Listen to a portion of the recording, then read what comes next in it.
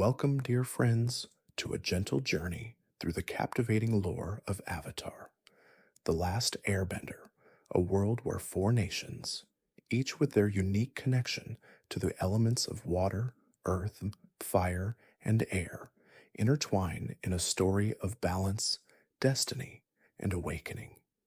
From the quiet serenity of the Water Tribe to the fierce pride of the Fire Nation, we will explore the origins of the Avatar, the bending arts, and the rich, vibrant history that shapes the world we have come to love. As we drift through these tales, we will softly uncover the wisdom of the ancient cultures, the journey of Aang, and the legacy of those who came before him. Tonight, we embrace the peace of the elements and let their stories guide us into rest. Take a moment to find your breath, to soften your body, and let go of the day. Let the world of Avatar surround you in its calm, and drift with me as we begin. And if you enjoy drifting through stories like this, you're welcome to subscribe and softly tell me where you're listening from tonight. Let us begin our quiet journey through the lore of the Avatar. In the beginning, the world was still, as if it had just awoken from a dream, stretching into the vastness of creation. It was a time of peace, before the winds of war had begun to stir. The world was divided into four distinct nations, each tied to the elements of water, earth, fire, and air. These elements were not just forces of nature, they were living, breathing entities, interwoven into the fabric of the world, shaping the lives of those who inhabited it. The water tribes, nestled at the poles, were born from the deep, timeless flow of oceans, rivers, and ice. The first whispers of life were carried on the tides, and the people who would become the water tribe learned the art of bending the water itself, shaping it to sustain and protect them. From the icy glaciers of the north to the lush jungles of the south, the water was their lifeblood, and their bond with it was sacred, unbreakable. Water, ever flowing, always changing, was a reminder of the cycles of life, of renewal and transformation. The waterbenders learned to move with its ebb and flow, to embrace the calm of stillness and the power of the storm.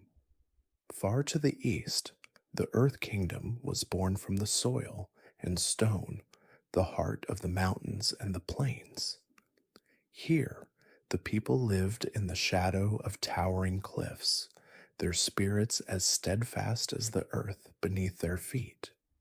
The earthbenders learned to move the very rocks and minerals that formed their land, shaping mountains and carving valleys. They were a people grounded, patient, unyielding in their connection to the earth. The earth itself whispered its secrets to them, and in return, they shaped it with a power that could never be undone.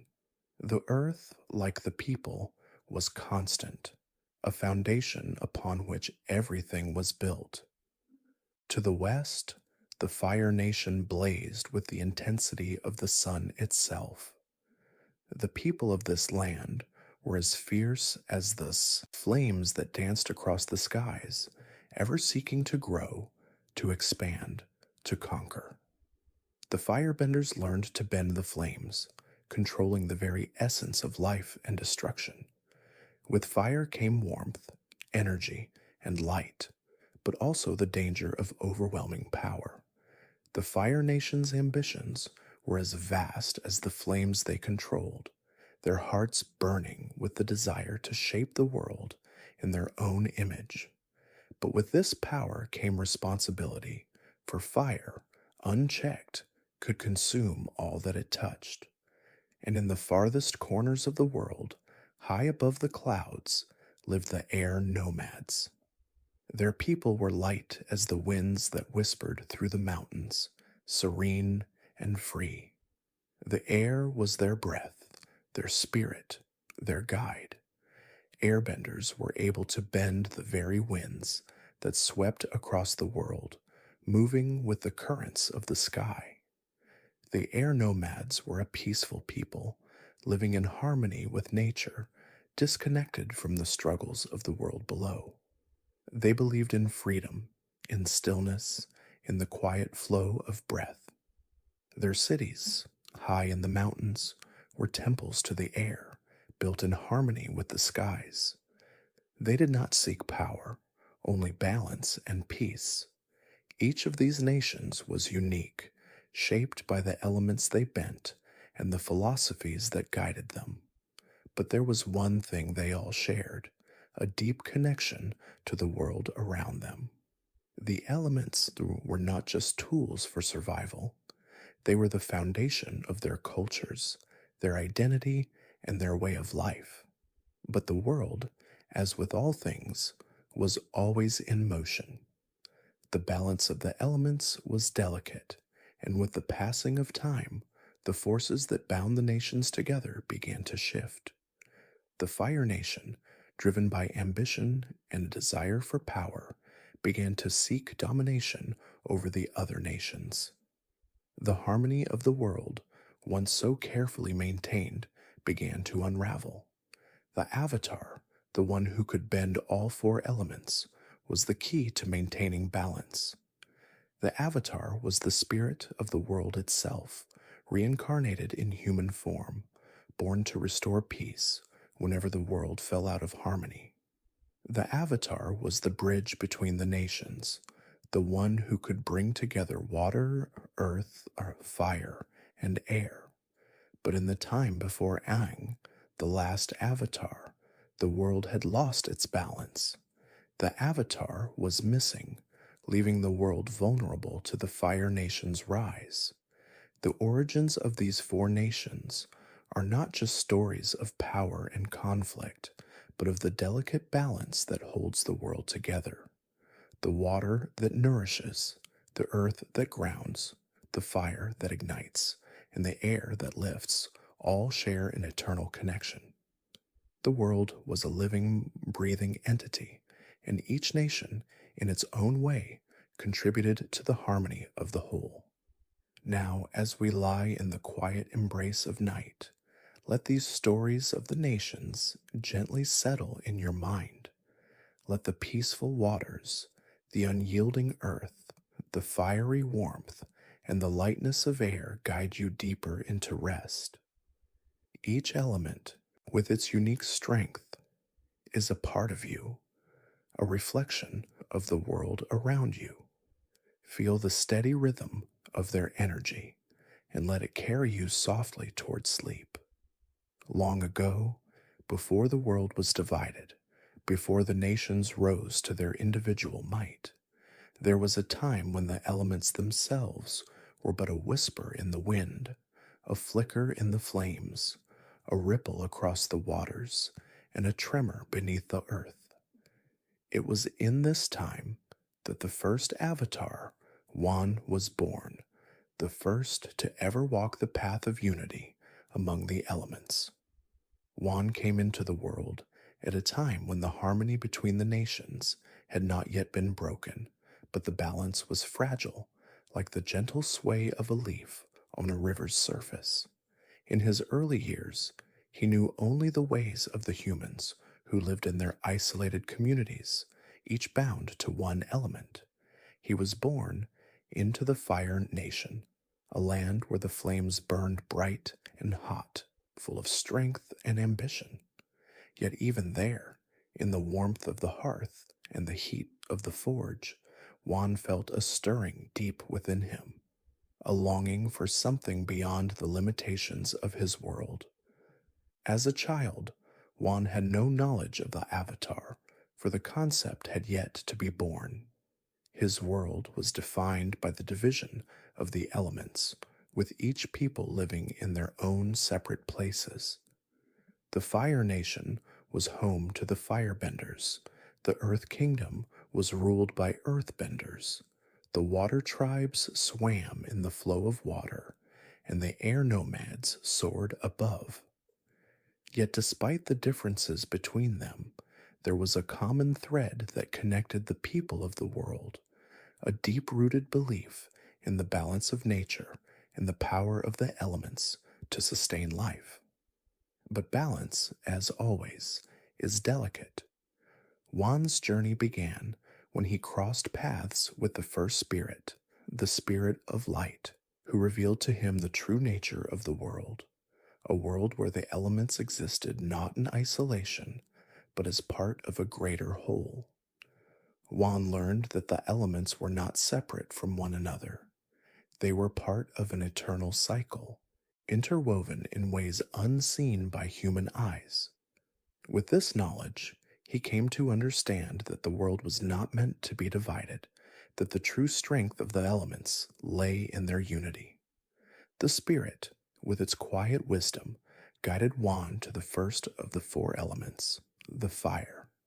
It was in the flames that Juan first felt the power of bending, a raw, untamed force that matched the fire that burned within him. Through his connection to the fire, he began to understand the essence of the element, its warmth, its light, and its capacity for destruction and renewal. But it was not enough to simply control the fire. One had to learn to balance it, to control its wild nature. In the same way, Juan was led to the other elements, one by one, each offering its unique gift, each presenting its own challenge. With the water, Juan learned the value of fluidity and adaptability, flowing with the world around him, understanding that water could be soft, but also powerful in its ability to shape the land. Through the earth, he learned the importance of stability and rootedness, understanding that the earth could be strong and unyielding, yet also capable of growth and nourishment. And through the air, he learned the power of freedom and movement, the quiet strength of the wind, which could bend and change the course of a journey without ever being seen. As he learned to bend the elements, Juan came to understand the true meaning of balance. The fire could burn, but it also had the power to warm. The water could freeze, but it also had the power to heal. The earth could crush, but it also held the power to create.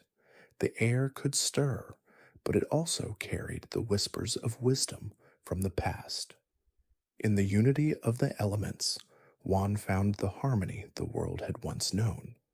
But harmony, as we know, is often fleeting. Despite Juan's mastery of the elements, the divisions between the nations remained. The Fire Nation, driven by its own ambitions, sought to dominate the others, to force their way into power. Juan, now a master of all four elements, knew that he could not let the world fall into chaos, and so he made a decision, one that would change the world forever. He chose to bind the elements together within himself, becoming the Avatar, the bridge between all nations, the one who would restore balance to the world whenever it faltered. But in doing so, Juan was not just taking on a title, he was becoming the living embodiment of unity. He carried within him the spirits of the four elements, each bound to him, each giving him their power. Juan's role as the Avatar was not one of power or dominance, but one of balance and harmony. He did not seek to conquer the nations, but to bring them together. He did not seek to control the elements, but to understand them, to let them flow in their natural harmony. And in this seek he found peace, a peace that transcended the divisions of the world, a peace that flowed like the gentle waters, as steady as the earth, as free as the wind, and as warm as the fire. But the balance was not to last forever, for in time the world forgot the true meaning of harmony. The Fire Nation, hungry for more, began to unravel the balance that Juan had fought so hard to create. The elements, once unified, were again divided, and the Avatar, the one who could bring them together, was lost to the world. Yet, even as the world turned its back on the lessons of the first Avatar, the legacy of Wan lived on. The cycle of the Avatar continued, each new incarnation carrying the wisdom of the elements, each carrying the hope of restoring balance to a world in turmoil. Now, as you rest, let the quiet energy of the elements wash over you. Feel the fire's warmth, the water's flow, the earth's stability, and the air's freedom, each a reminder of the balance that once was, and that can be again. Let these stories of the first Avatar guide you toward a place of peace, where the elements dance softly in the night, and the world is still, waiting for balance to be restored once more. In the world of Avatar, the elements are more than mere forces of nature. They are living spirits, each carrying a wisdom that transcends human understanding. Beneath the surface of the world, there exists a deeper connection, a quiet rhythm that ties all things together. The spirituality of the Avatar world is not just about bending the elements, it is about understanding the flow of life, the connection between the physical and the spiritual, and the delicate balance between harmony and chaos. From the earliest days of the world, the spirits have been integral to the lives of the people. They are not distant, intangible forces, but active participants in the world. The water tribe worships the moon and ocean spirits, feeling their presence in the ebb and flow of the tides, in the rush of rivers and the calm of frozen lakes. The Earth Kingdom, grounded in the solid earth beneath their feet, is home to spirits of the land, ancient, wise beings who speak through the trees and the stones, guiding those who listen with open hearts. The Fire Nation, though it is often associated with fierce ambition and destruction, also reveres the spirits of flame, finding in the dance of fire a symbol of life's cyclical nature, where destruction is merely a prelude to rebirth. And the air nomads, who live in the clouds, commune with the spirits of the sky, feeling their gentle winds whisper through the temples and mountains, carrying with them the breath of the world. These spirits are not separate from the people. They are the very fabric of existence, woven into every tree, every stone, every gust of wind. To be in harmony with the spirits is to be in harmony with the world itself. The bending arts are not merely about controlling the elements, they are about connecting with them, understanding their language, and moving in rhythm with their energy. The Avatar is the one who can communicate with these spirits in a way that no other can. The Avatar is the bridge between the physical world and the spiritual realm, the one who can bend not only the elements, but also the forces of the spirit world itself. It is the Avatar's responsibility to maintain balance between the two worlds, to ensure that neither the physical nor the spiritual realms tip into chaos. The Avatar is the living embodiment of the unity between the world of spirits and the world of humans. For Aang, the last Airbender and the last Avatar before his awakening, this connection was not always clear. As a child, Aang was free-spirited and playful, blissfully unaware of the weight of his destiny. His life as an air nomad was filled with the calm and serenity of the skies. The temples where he lived were sacred, nestled high above the clouds, built in perfect harmony with the world around them. There, the air nomads practiced their spirituality, seeking enlightenment through meditation, breathing, and connection to the spirits of the air. It was a life of peace, of quiet introspection, where the only distractions were the wind and the whisper of the world below. But Aang's role as the Avatar meant that he would need to leave the air behind to travel through the other nations and learn their ways. It was a journey that would take him into the heart of each element, into the places where the spiritual and physical worlds converged. In each nation, Aang would encounter not only the benders who could manipulate the elements, but also the spiritual leaders, the wise monks and shamans who held the keys to the deeper mysteries of the world.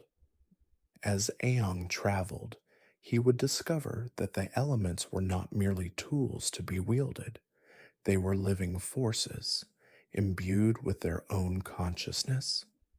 The water tribe's connection to the spirits of the moon and the ocean was profound, with rituals and ceremonies passed down through the generations, honoring the spirits who guided them. The Earth Kingdom, too, had its own deep spirituality, with ancient temples and shrines built to honor the spirits of the land. It was in these sacred places that Aang would learn the true meaning of balance. The Fire Nation's relationship with the spirits was more complex, for their fire-bending art had long been tied to their own desires for power. But even within this nation, there were those who sought to understand the deeper, spiritual aspects of fire, its ability to create and destroy, to bring warmth and light, but also to consume. The Fire Nation's greatest benders understood that to truly master fire, one had to understand both its destructive nature and its potential for renewal. And in the Air Nomad's philosophy, Aang discovered the purest form of spirituality, the belief that true peace came from freedom, from stillness, from an acceptance of the present moment. The Air Nomads did not seek to dominate the elements. Instead, they sought to live in harmony with them, to feel the wind and the clouds, to breathe deeply and connect with the world on a spiritual level.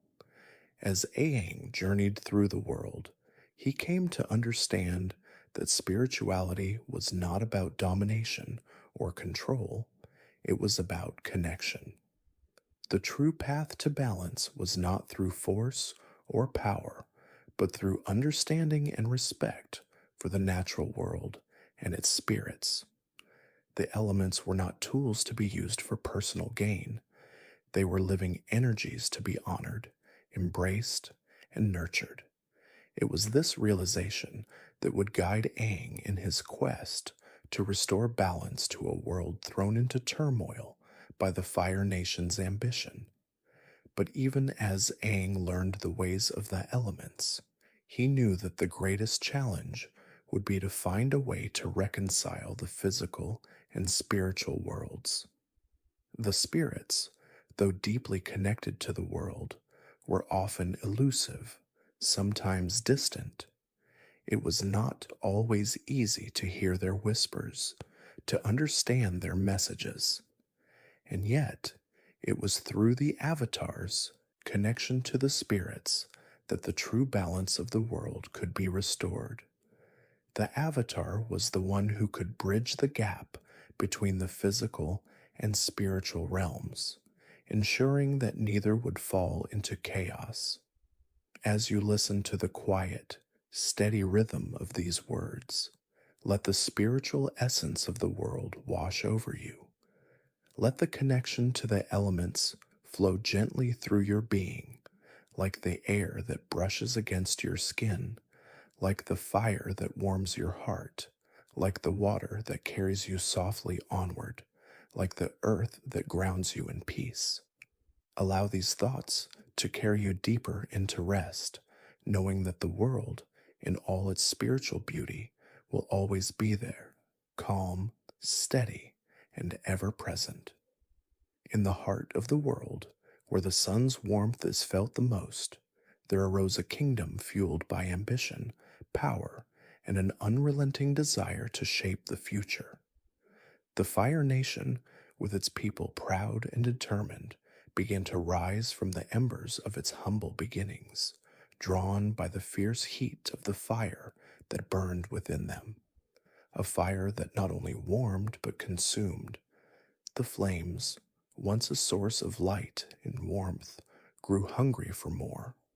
The Fire Nation's journey began like many others, with a small, insular community bound to the power of the element they revered. Fire was not merely a force of destruction, it was a symbol of life itself. It provided warmth in the coldest of nights, light in the darkest of times. The people of the Fire Nation were known for their resilience and strength, finding power in the flames they controlled. The fire was a part of them, as much as the blood that flowed in their veins. For generations, the Fire Nation had lived in relative peace, its people thriving on the energy of their element, their fire-bending abilities being used for daily life, for cooking, for heating, for forging tools, and building homes. But over time, the Fire Nation began to look beyond its borders to the world outside, where other nations lived in isolation, protected by their own elements. The people of the Fire Nation could not help but feel the pull of something greater, a yearning to expand, to grow, and to master the elements in ways no one had before. This longing for power, for control, became the foundation of their rise. It was not enough to live in harmony with the elements. They sought to dominate them. The Fire Nation began to build armies, and its leaders grew ever more ambitious, believing that the fire within them could not be contained. They believed that the world itself was theirs to shape, that they alone had the strength to bring the other nations under their control. The flame that had once been a symbol of life and warmth began to shift, to take on a darker meaning. As the Fire Nation's power grew, so too did its thirst for conquest. The Firebenders, once content to wield their flames for simple purposes, began to use their powers in new ways. They harnessed the flames for destruction, for war, and, with the power of fire at their command, they sought to burn through the barriers that separated them from the other nations. The Fire Nation's ambition was no longer a quiet desire. It was a roaring inferno that could not be stopped. The rise of the Fire Nation was not a single event, but a gradual shift, a slow, inevitable progression toward a world unbalanced. The Fire Nation's rulers believed in the superiority of their people, convinced that their mastery over fire gave them the right to govern the world. They viewed the other nations with disdain, seeing their control over water, earth, and air as lesser, as though the elements themselves were inferior to the might of fire. And so, the Fire Nation began its campaign, first in small skirmishes, then in full-scale invasions, pushing ever outward, devouring the land as they went. The water tribes, the earth kingdom, and the air nomads were caught off guard, unable to prepare for the storm that was coming. The Fire Nation's military forces were fierce, and their benders were unmatched in their ability to wield the flames. The flames themselves seemed to have a mind of their own, spreading far and wide, engulfing everything in their path. As the Fire Nation began its conquest, the balance of the world began to crumble. The water tribes, who had long lived in harmony with the oceans, rivers, and lakes, found themselves under threat, their lands invaded by the fire. The Earth Kingdom, vast and resilient, felt the ground beneath their feet, shaking with the march of the Fire Nation's armies. Even the air nomads, whose connection to the winds had kept them safe for so long, could not escape the devastation. In the end, it was the air nomads who suffered the greatest loss, their temples destroyed, their people wiped out, and their way of life lost forever. The rise of the Fire Nation was not a war of physical battles alone. It was a war for the soul of the world itself. As the Fire Nation pushed forward, they sought to erase the other nations, to impose their vision of the world upon the land. The fire, once a symbol of life and warmth, became a tool of destruction, burning away the old ways of the world, leaving behind nothing but ashes. The once united world now stood divided, the elements in turmoil, and the balance that had held the nations together was all but lost. But even in the face of such darkness, there was hope. The Avatar, the one who could bend all four elements, remained the key to restoring balance. The Avatar was the bridge between the nations, the one who could bring harmony once more. But the Avatar was lost, and with no one to stand against the Fire Nation, the world seemed to fall into an endless night. Yet even in the darkest hours, the flame of hope continued to flicker. It was said that the Avatar would return when the world needed him most, when the balance had been shattered beyond repair. And so, the people of the world waited, hoping for a time when the Avatar would rise again to bring the nations back together and restore peace to the world. As you listen to the slow rhythm of the fire's flame, feel its warmth, its power, and its quiet presence. Let the fire guide you into rest, its gentle crackling a lullaby that carries you toward the peacefulness of sleep.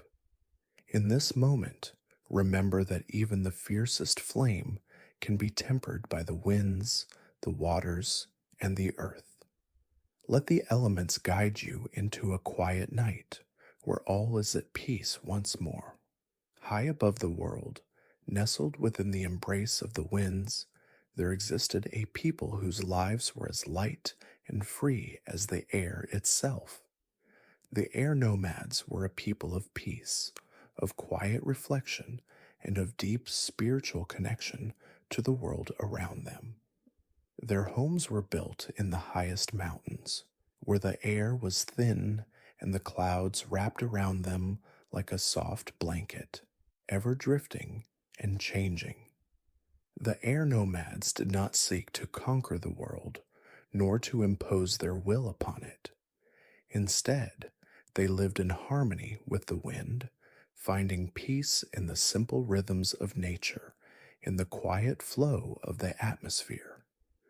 The air nomads were deeply spiritual, and their lives were centered around the pursuit of inner peace, freedom, and enlightenment. They did not bend the air for power or for dominance, but for the purpose of understanding and harmony. The art of airbending, the ability to manipulate the wind and the currents of the sky, was not something to be used for destruction, but for the lightness of being. Through airbending, the air nomads could glide through the air with the grace of a bird, moving as effortlessly as the wind itself. They could feel the world around them, sensing the gentle tug of the atmosphere, the sway of the breeze, and the quiet pulse of the winds. Life for the air nomads was one of simplicity, of mindfulness, and of deep respect for the natural world. Their communities were small, with few material possessions, for they believed that true happiness came not from wealth or power, but from a life lived in balance. The air nomads lived as one with the elements, particularly the air, which they saw as a symbol of freedom, of movement, and of the ever-changing nature of existence. Their cities were built with this philosophy in mind. Temples and monasteries nestled high among the cliffs, constructed with care to blend seamlessly into the landscape. The buildings were simple, yet beautiful, with airy open spaces that allowed the wind to pass through freely, as if the walls themselves were breathing. The air nomads practiced a form of meditation that allowed them to connect with the spiritual realm, to feel the presence of the spirits in the wind, and to find peace within themselves. They believed that true enlightenment came from the quiet stillness of the mind, from the ability to listen to the whispers of the world around them, and to move with the flow of nature. The life of an air nomad was not one of fast paced action or ambition. It was one of stillness, of being present in the moment, and of seeking balance with the world. Aang, the last air nomad, was born into this peaceful way of life. As a child, he lived among the monks and spiritual leaders of the Southern Air Temple, where he was taught the ways of the air nomads. His childhood was one of joy, freedom, and discovery. The winds were his constant companions, and the sky was his playground. He would glide through the air on his glider, feeling the wind beneath him, moving with the clouds, and experiencing a sense of weightlessness that only the air nomads could understand. Aang's connection to the air was deep and natural, and he came to see the world through the lens of the wind, fluid, ever-changing, and full of possibilities. Yet despite the peaceful nature of the air nomads, their existence was not without its challenges. Though they lived in isolation from the other nations, they were not immune to the tides of history. The rise of the Fire Nation, with its ambition and desire for power, would eventually reach even the distant heights of the air nomads. The Fire Nation's conquest of the world was relentless, and no one, not even the air nomads, could escape its wrath.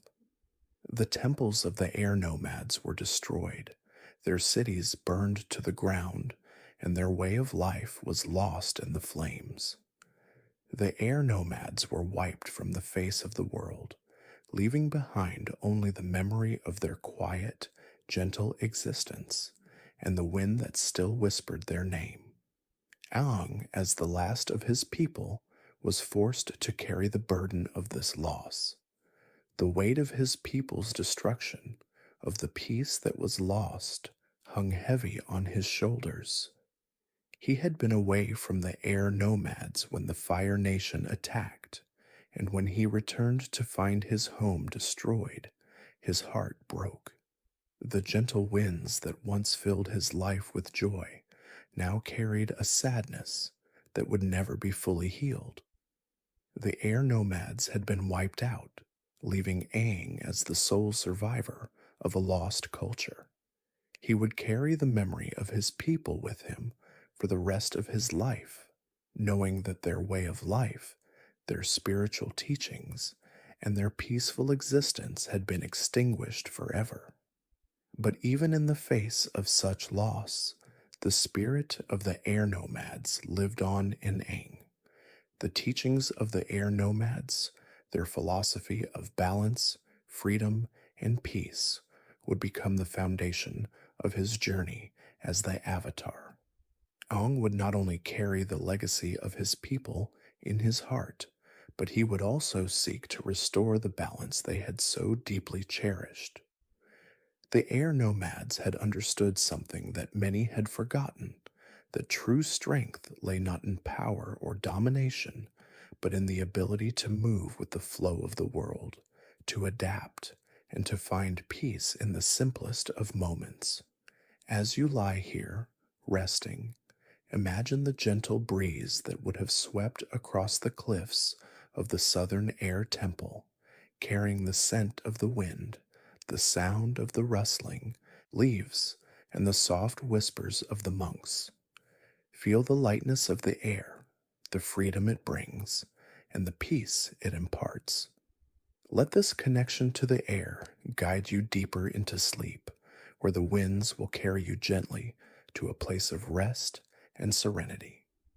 Like the air nomads, let go of your burdens and surrender to the calm rhythm of the world around you.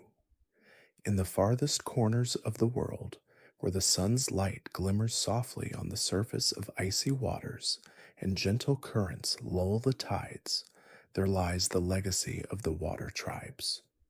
The water tribes, nestled in the frozen reaches of the North and South Poles, have long understood the delicate balance of the natural world, where the rhythms of the tides, the flow of rivers, and the stillness of the ice have shaped their lives for generations. Their heritage is one of resilience, adaptation, and the deep, quiet power of water itself. Water, in all its forms, has been the lifeblood of the water tribes. From the endless frozen plains to the deep, vast oceans, the water tribes have always been in tune with the element that flows through their lands. Water, like life itself, is ever changing, flowing, freezing, and melting in a constant cycle. For the people of the water tribes, water represents both the strength of life and the quiet acceptance of change. The water tribe's connection to water is more than just practical, it is spiritual. The water is revered as a sacred force, not just for its ability to sustain life, but for its capacity to cleanse, to heal, and to renew. Waterbenders, the people who can manipulate water, have always understood that their abilities are not something to be wielded for control, but something to be in harmony with. The true power of water lies in its gentleness, in its ability to move around obstacles, to adapt to its surroundings, and to flow in its own time. The northernmost water tribe, with its towering ice structures and sweeping frozen landscapes, is where the heart of their culture resides. The tribe lives in the shadow of the great ocean, where the cold waters mirror the deep contemplative nature of their people. In the north, the water is both a symbol of the unyielding forces of nature and a reminder of the quiet beauty that resides in stillness. The people here live in harmony with the icy waters, knowing that to fight against nature is to invite destruction. Instead, they embrace the cycles of life, learning to bend with the flow of water rather than against it. To the south, the southern water tribe lives in a more temperate climate, where the oceans are vast and the waters are warm. Here, the culture of the water tribes is more fluid, less defined by the harshness of the cold. The people of the South have long lived in close-knit communities, understanding that their survival depends not only on their ability to bend the water, but on their ability to rely on each other, to live as one with the tides, to honor their ancestors, and to respect the living spirits of the water. The Southern Water Tribe's waters are not just a means of survival, but a way of life, flowing gently through every aspect of their existence. The Water Tribe's connection to the spirit world is as deep as the oceans themselves. The people here do not merely bend water, they feel its presence in every current, every ripple, every drop of rain. They believe in the spirits of the moon and the ocean, revering them as protectors and guides.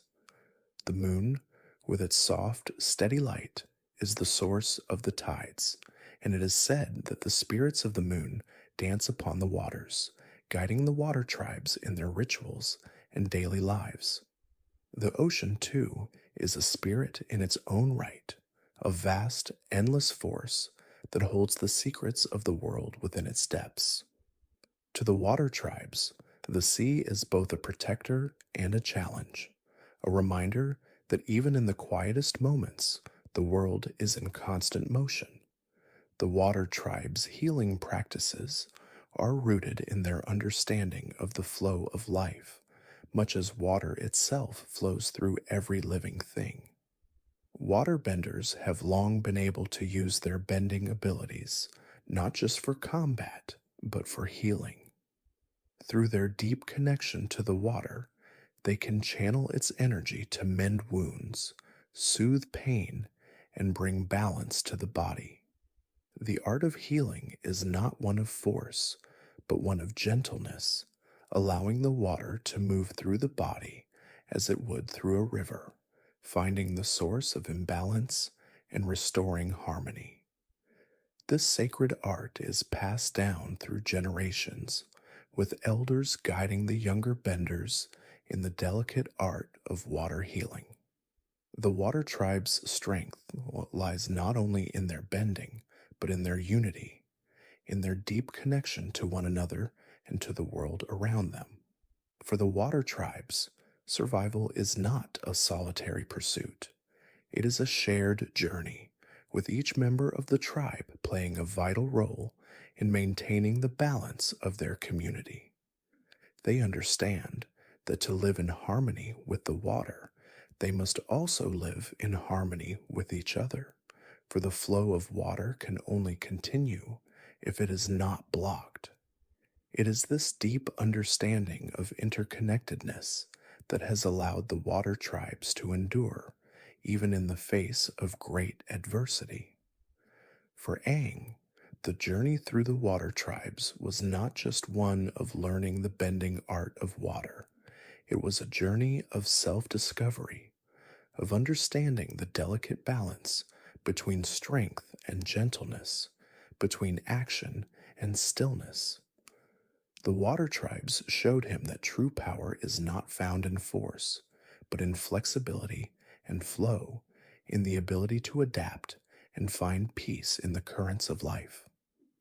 In the water tribes, Aang found a reflection of his own spiritual journey, the understanding that to restore balance to the world, he must first learn to bend with it, to flow like the waters, to understand the cycles of life.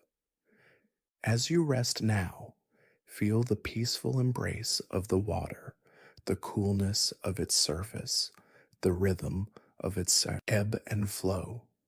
Imagine yourself drifting on calm waters, the gentle waves rocking you toward a quiet place of rest.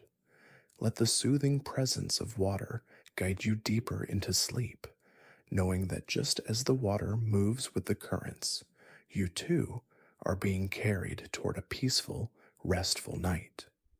In the heart of the world, where the land stretches vast and unyielding beneath the sky, there lies the Earth Kingdom, a land rich in history, strength, and resilience. The Earth Kingdom is the largest of all the nations, a vast expanse that stretches from towering mountain ranges to sprawling deserts, from the fertile fields to the bustling cities. It is a land of immense variety, where the earth itself is both a nurturing mother and a formidable force. The people of the Earth Kingdom are as grounded as the land they inhabit. They have long understood the strength that lies in stillness, in patience, and in the quiet power of the earth beneath their feet. Earthbenders, those who can bend the very ground they walk upon, have learned to draw their power from the earth itself. They are not like the firebenders, who wield their flames with passion and intensity, nor are they like the waterbenders, who flow like the currents of the ocean. The earthbenders are rooted in the land, calm and steady, drawing their strength from the solid ground that has withstood the test of time. The Earth Kingdom's cities are built to last, constructed with sturdy stone walls, great fortresses that stand as monuments to the strength and resilience of the people. The architecture of the Earth Kingdom reflects their philosophy, strong, enduring, and deeply connected to the earth. The walls of their cities rise like cliffs from the earth, steady and unyielding. The streets are lined with ancient stone, worn smooth by the passage of countless feet, and the air is thick with the scent of the earth, rich, deep, and full of life. In the Earth Kingdom, there is no hurry, no rush. The people understand that the land moves slowly, that life, like the earth itself, is shaped not by moments of great change, but by the steady passage of time.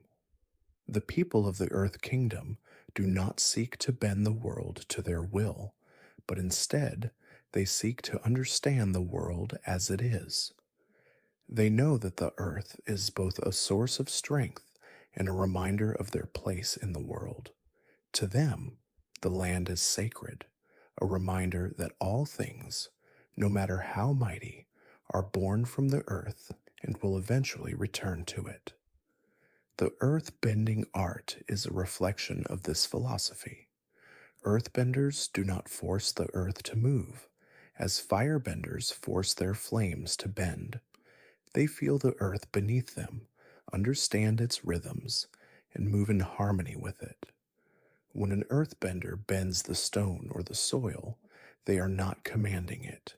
They are simply guiding it, moving with its natural flow. The power of the earth comes not from exertion, but from acceptance, from a deep understanding of the earth's natural state. It is in the Earth Kingdom that Aang would encounter the true depth of earthbending. Unlike waterbending, which is fluid and gentle, or firebending, which is fierce and wild, earthbending is a power that is grounded and unwavering. To master earthbending is to understand the strength of stillness, the ability to stand firm, even in the face of the most powerful forces. The earth does not move easily, and neither does an earthbender. They are unshaken, unmoving, as steady as the mountains that rise in the distance. The Earth Kingdom's people are resilient because they have learned to bend not just the earth, but the way they see the world. Life in the Earth Kingdom is about more than survival. It is about endurance. It is about standing firm in the face of adversity and finding strength in moments of stillness. The people of the Earth Kingdom know that their strength lies in their connection to the land, their ability to withstand the forces of nature, and their patience in waiting for change to come. For Aang, learning earthbending was a journey of understanding his own strength. Unlike his connection to the fluid water or the fierce fire, earthbending required Aang to embrace stillness. It was a lesson in finding his own center, in understanding that sometimes the greatest strength comes from not moving at all, but from allowing the earth to support him. Earthbending taught Aang that true power does not always come from action, but from presence. The earthbender's strength lies not in their ability to move the world, but in their ability to be at peace with it, to remain rooted and unshaken in the face of life's trials. But the Earth Kingdom's strength is not only found in its people's bending abilities. It is found in their culture, in the way they live, in their deep connection to the land. The Earth Kingdom is a land of great beauty, from the fertile valleys and wide flowing rivers to the towering mountains that touch the sky. The earth here is rich and bountiful, offering nourishment to those who know how to live in harmony with it. It is a place where the land itself provides for its people, where the soil is fertile and the forests are thick with life. The people of the Earth Kingdom understand that to take from the earth is to give back, and they live in harmony with nature, never taking more than they need. The Earth Kingdom's cities are not just places of stone and mortar. They are living, breathing entities shaped by the land they inhabit. The people of the Earth Kingdom understand that their cities are not separate from the earth, but a part of it. The stone walls of their homes are not mere buildings, they are extensions of the earth, shaped by the people who live in them.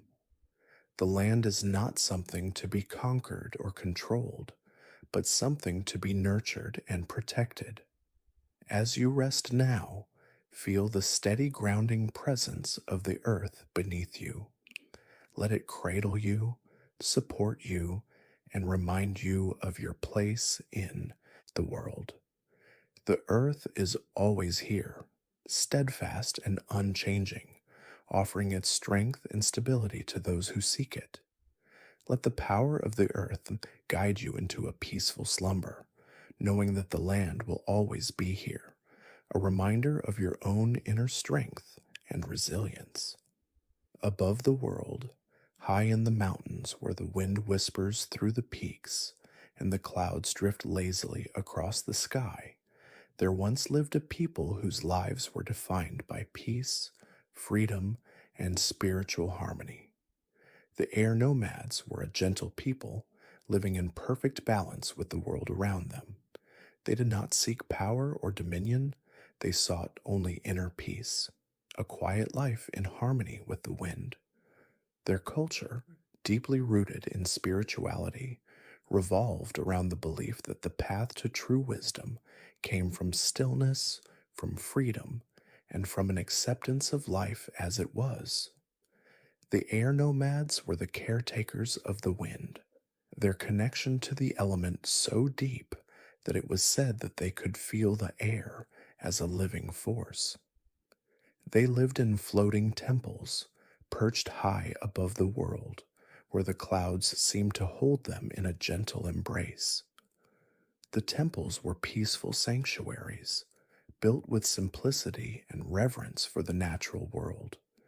Here, the air nomads would meditate, practice their bending, and live in accordance with the teachings of their elders, who passed down the wisdom of their people in the quietude of the mountains.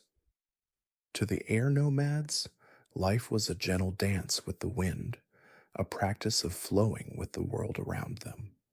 They believed that true power was not found in control, but in letting go, allowing the wind to guide them, to carry them wherever it wished. Their bending art was graceful and subtle, using the winds not for combat or conquest, but to glide through the air, to soar with the birds, to feel the freedom of the sky. The air nomads were a reflection of the winds themselves, light, ever-changing, and free. But as the winds blow across the world, they cannot always be still. Sometimes the winds grow fierce and the world changes. The peaceful life of the air nomads was disrupted by the rise of the Fire Nation, whose ambition and thirst for power began to sweep across the world. The Fire Nation, driven by a desire to control and conquer, could not abide by the free, unyielding nature of the air nomads. The air nomads' way of life, so different from the Fire Nation's, was seen as a threat to their vision of the world. In their pursuit of dominance, the Fire Nation sought to eliminate the air nomads, to destroy the last bastion of true freedom. And so, in one swift, devastating blow, the air nomads were wiped out. Their temples were burned to the ground, their people slaughtered, and their way of life erased. The peaceful winds that had once carried them across the sky were stilled, replaced by the smoke of destruction and the cries of a lost culture. The air nomads were no more. The loss of the air nomads was not just the loss of a people, but the loss of an ideal. The air nomads had represented the possibility of a different way of living, one that was not bound by ambition or conquest, but by the quiet pursuit of peace and harmony.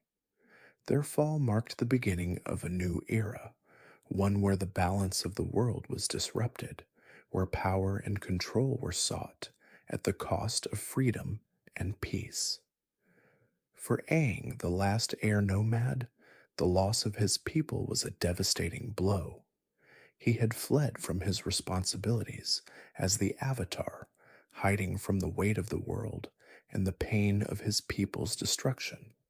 But when he returned to the Southern Air Temple, he found only ashes, a charred reminder of the life that had once been. The monks, his family, were gone. The wind that had once been so gentle, so full of possibility, now carried with it the weight of loss. Aang's grief was deep, and the burden of being the last of his people weighed heavily upon him. He was not just the Avatar, but the last hope for the restoration of balance to the world. The loss of the air nomads was a blow not only to Aang personally, but to the world as a whole. Their way of life had been an essential part of the world's balance, a reminder that peace and freedom were possible even in the midst of conflict. Yet even in the face of such loss, Aang knew that he had a responsibility to carry forward the legacy of his people. The air nomads had lived in harmony with the world, and Aang would not let their memory fade into the past. He would honor them by restoring balance to the world, by bringing peace where there was conflict, by living in harmony with the elements as his people had. The fall of the air nomads is a reminder of the fragility of peace, of the delicate balance that exists between all things. It is a reminder that freedom cannot be taken for granted, that even the most peaceful ways of life can be destroyed by those who seek power. But it is also a reminder that the spirit of those who have been lost can never be truly extinguished. The memory of the air nomads lives on in Aang, in the winds that still blow across the mountains, in the soft whispers of the air that carry their teachings forward. As you listen now, let the winds of the air nomads carry you into a place of peace. Feel the soft breeze that once filled their temples, the wind that once guided them. Let it wrap around you like a gentle embrace, reminding you of the freedom that comes with stillness, with acceptance, with the quiet flow of life. Allow the spirit of the air nomads to guide you toward rest, to carry you softly into the embrace of sleep, where the winds will continue to whisper their stories. In the long, quiet sweep of time, there are moments when the world changes, when the winds of history shift in ways that alter the very course of life. The Fire Nation's war, which began as a quiet ember of ambition, would grow into a fierce conflagration, one that would burn through the world, leaving scars that would take generations to heal. For 100 years, the Fire Nation's flames consumed the lands, and the world held its breath, waiting for the balance to be restored. It began slowly, almost imperceptibly. The Fire Nation, having already established its dominance within its borders, began to cast its gaze outward. What was once a thriving, proud nation now sought more than just survival. It sought to expand, to spread its influence across the world. The Fire Nation was powerful, with its advanced technology, its formidable army, and its firebenders whose abilities could shape the world itself. Fire, like the sun, was a symbol of life and energy, but unchecked, it could also be a symbol of destruction. The Fire Nation, driven by its desire for control, began to ignite the spark of war. The first signs of the conflict were subtle, a skirmish here, a border dispute there. But slowly, over the course of decades, the flames began to grow. The Fire Nation's leaders, emboldened by their successes and their unrelenting drive, began to push further into the territories of the other nations. They sought to expand their empire, to bring the other nations under their rule, to shape the world in their own image. The Fire Nation believed that its way was the only way, that its strength, its ambition, and its mastery over the elements gave it the right to rule over all. At first, the other nations did not realize the full extent of the Fire Nation's ambitions. The Water Tribes, the Earth Kingdom, and the Air Nomads lived largely in isolation from one another, each focused on their own ways of life. The Earth Kingdom, vast and resilient, believed in the strength of its people and its land. The Water Tribes, living in harmony with the oceans and rivers, believed in their own power of unity and flow. The Air Nomads, high in the mountains, lived in peace, disconnected from the world below. They were not concerned with the politics of the other nations, for their focus was on spiritual harmony. But as the Fire Nation's armies marched forward, it became clear that this was no mere territorial dispute. The Fire Nation's war was a crusade, a quest to dominate the world and bring it under its control. For 100 years, the world was thrown into turmoil as the Fire Nation swept across the lands, its soldiers marching in relentless waves, its firebenders raining destruction from the skies. The once serene and peaceful nations of the world were caught in the flames of war, unable to hold back the unstoppable force of the Fire Nation's ambition.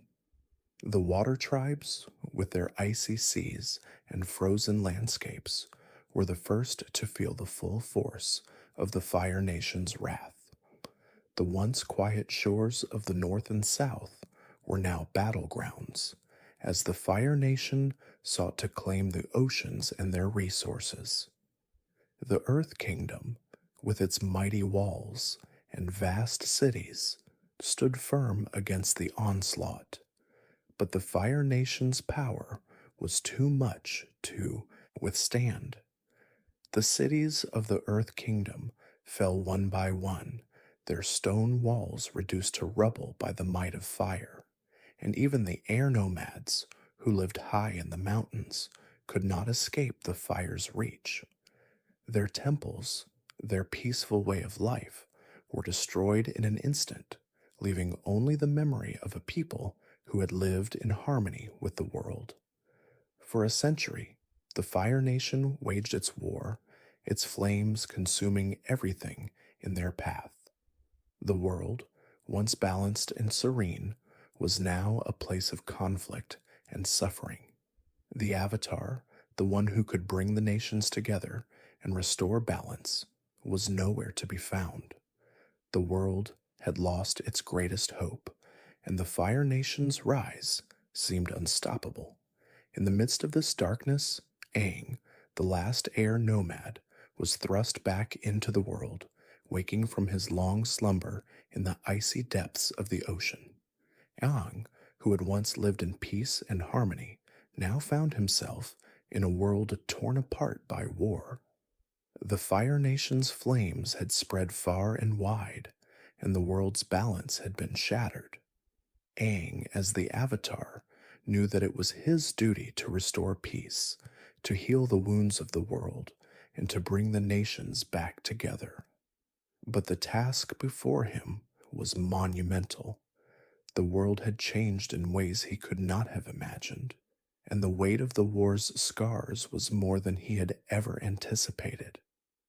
For Aang, the first step in restoring balance was understanding the depth of the war that had torn the world apart. He needed to see the damage that had been done, to understand the pain and loss that the nations had endured. The war had not just taken the lives of countless people, it had shattered the very fabric of the world. The Earth Kingdom, once a thriving civilization, was now a land of rubble and ruins.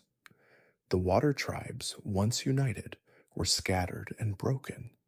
and the air nomads, who had once been a symbol of peace, were no more.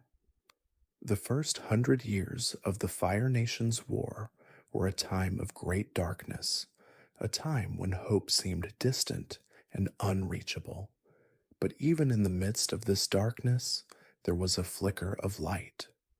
Aang, as the last avatar, carried the hope of the world with him. His journey would be long, and the road ahead would be filled with challenges, but he knew that he was not alone. The spirit of the Avatar, the spirit of balance, would guide him through the flames of war and toward the restoration of peace. As you drift now into rest, let the memory of the world's struggle soften into peaceful sleep. The flames of war may have burned brightly, but the light of hope, like the wind, will always find a way to carry us forward. Feel the steady rhythm of the earth beneath you, the coolness of the water surrounding you, and the soft whisper of the air guiding you into dreams. The world will heal in time, and so too will you, as you rest in the quiet stillness of the night. Beneath the weight of 100 years of turmoil, in a world torn by fire and ambition, there was a young boy who held within him the key to restoring balance. Aang, the last of the air nomads, awoke not in the comfort of his homeland, but in the cold embrace of the ocean's depths, lost and forgotten. For a century, the world had turned without him, and the world he had once known was now unrecognizable. The wind that once carried him with freedom now whispered of loss, of memories scattered across time. As Aang opened his eyes and rose from the waters, the reality of the world he had returned to was overwhelming. The sky, which had once been his playground, was now shrouded by the heavy clouds of war. The air, which had once filled him with a sense of lightness and peace, now felt thick with tension, as though the wind itself held its breath. The fire that had once been a symbol of life and warmth now burned in a way that was foreign to Aang, full of destruction and rage. The rivers and oceans that had once been his home were now in peril, flowing in directions that seemed beyond his control. Aang was not just the last of his people, he was the last hope for a world on the brink of collapse.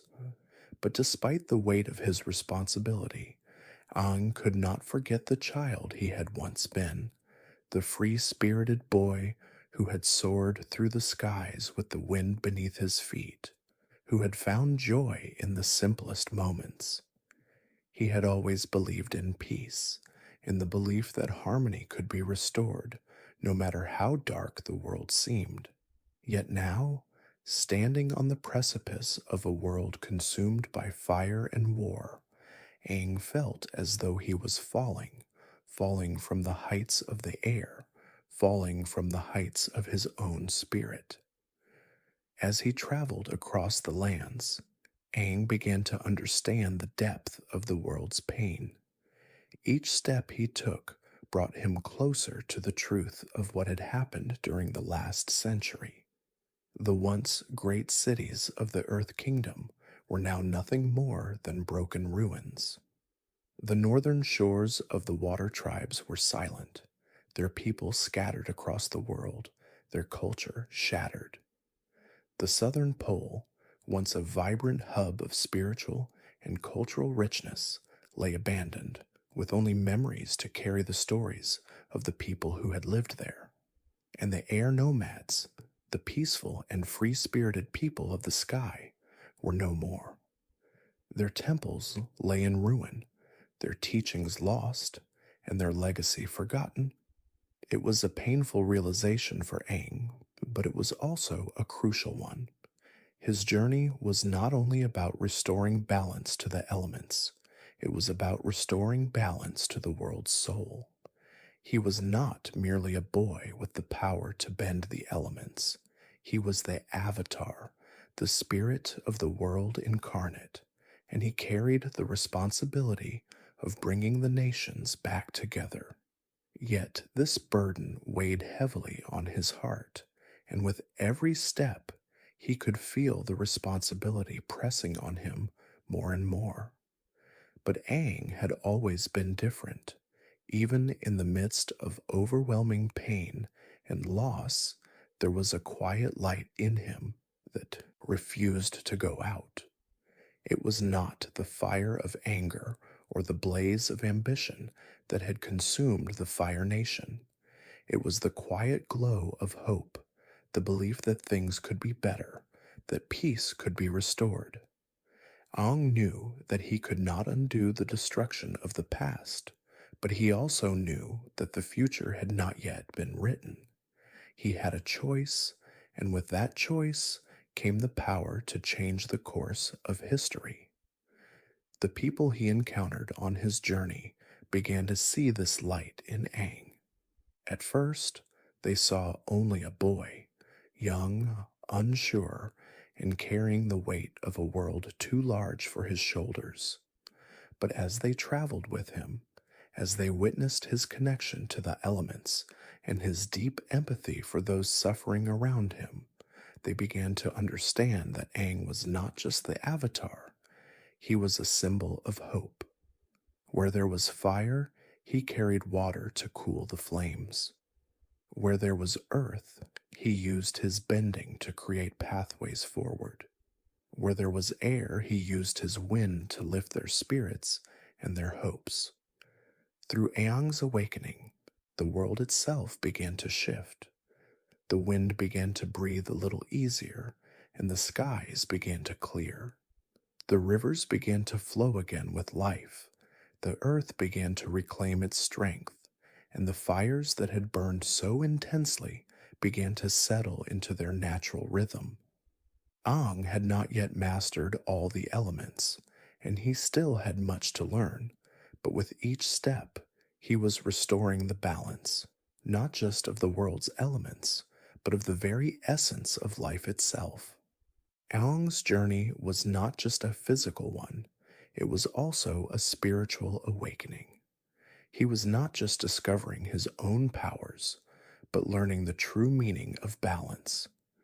The Avatar was not meant to dominate the elements, to control them, or force them into submission. The Avatar was meant to understand them, to live in harmony with them, to bend with them as the air bends with the wind.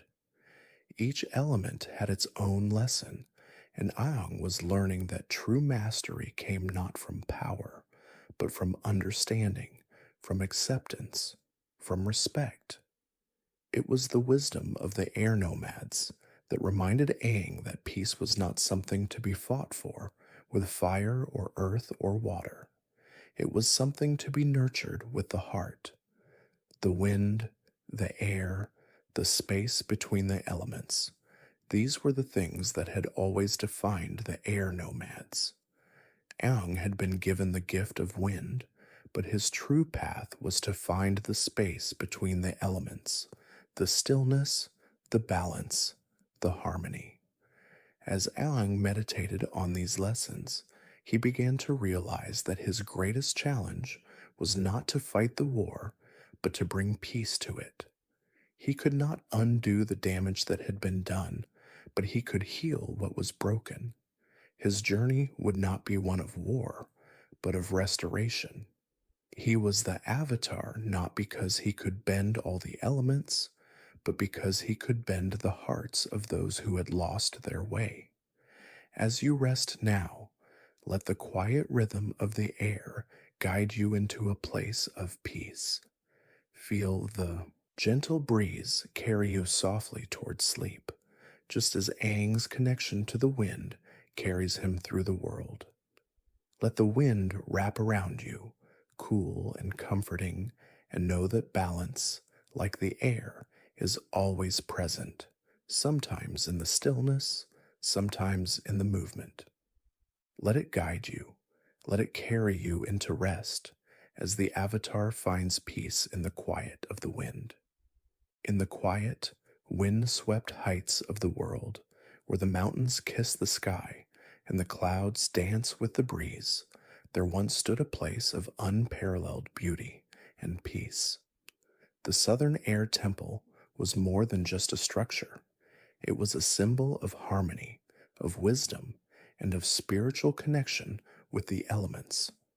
Perched atop a high cliff, its towers reached for the heavens, nestled among the clouds that seemed to embrace it in their soft, endless drift. It was a place where the air nomads had lived in harmony with the world, where they had practiced their bending art, and where they had meditated in silence, seeking to understand the deeper currents of the world around them. For Aang, the Southern Air Temple had once been home, a place of joy, freedom, and lightness. It was where he had spent his childhood, running through the peaceful halls, gliding effortlessly on his glider, and learning the ways of the air nomads from the wise monks who had raised him. The temple had been his sanctuary, a place where the gentle winds carried him into dreams, and where the air itself seemed to hum with the promise of wisdom and serenity. But now, the Southern Air Temple was nothing more than a distant memory, a place lost to time, consumed by the flame of the Fire Nation's invasion. When Aang returned to the temple, after a century of slumber, he found it in ruins. The once vibrant spires were now broken and crumbled. The air was heavy with sorrow, and the peaceful winds that had once carried him so freely were now filled with the echoes of loss. The temple, his home, had been destroyed, and the monks, his family, were no more. The gentle rhythm of the wind, which had once been a lullaby for his soul, now seemed to carry only grief. The loss of the Southern Air Temple was not just the destruction of a physical place, it was the loss of a way of life, a philosophy that had shaped the air nomads for generations. The air nomads had been a people of peace, not seeking conflict, but living in balance with the world around them. They believed that true strength lay not in domination or control, but in the freedom to move with the flow of life, in the quiet stillness of the wind, in the acceptance of the present moment. They had taught Aang that to be free was to be at peace with oneself, to understand that all things are transient, like the breeze that passes through the trees, and to let go of attachments to the past. For Aang, the destruction of the Southern Air Temple was a painful reminder of his failure as the Avatar. He had fled from his responsibilities, unable to bear the weight of the world's suffering, and in his absence, his people had been wiped out. The temple was lost, the teachings were gone, and the air-bending monks who had raised him were no longer there to guide him. He had been lost to the world for 100 years, and now he returned to find that the balance he had sworn to protect had crumbled in his absence. But even in the face of such loss, Aang knew that the legacy of the air nomads lived on within him. The teachings of the air nomads, the wisdom they had passed down, the philosophy of balance and freedom were not bound to a place, but to the spirit. The air was still there, in every gust of wind, in every breath he took. The teachings of his people had not been destroyed. They had been passed down to him, to carry into the future. The monks of the Southern Air Temple had taught him that peace was not something to be fought for, but something to be lived. It was the stillness in the midst of chaos, the lightness of being in the face of suffering, the ability to flow with the world rather than against it. The loss of the temple was not the end of the air nomad's legacy. It was the beginning of a new chapter. Aang was not just the last air nomad, he was the last hope for the world, and the lessons of his people would guide him as he restored balance to a world in turmoil. The Southern Air Temple had been a place of learning, of meditation, and of spiritual growth, and it was Aang's task to continue that legacy, to carry the wisdom of the air nomads into the future. As Aang sat alone in the ruins of the Southern Air Temple, the wind that had once carried the laughter of children now whispered softly through the broken walls, carrying with it the memory of his people. The gentle breeze seemed to reach out to him, as if to remind him that the temple was not gone. Its spirit still lived in the air, in the clouds, and in his heart. Aang closed his eyes, taking in a deep breath of the air that had once filled his life with such freedom, and he understood that the true essence of the air nomads could never be destroyed. Their teachings, their philosophy, their way of life would live on through him. The Southern Air Temple may have been lost, but the winds of the world would always carry the memory of the air nomads. And as long as Aang lived, he would honor that memory, not just through his actions, but through the way he lived his life. He would continue to seek peace, to bring balance to the world, and to live in harmony with the elements, just as the air nomads had taught him. As you rest now, feel the gentle presence of the wind, the soft breeze that carries the wisdom of the air nomads. Let it guide you toward a place of peace, where the lightness of the air can carry your worries away.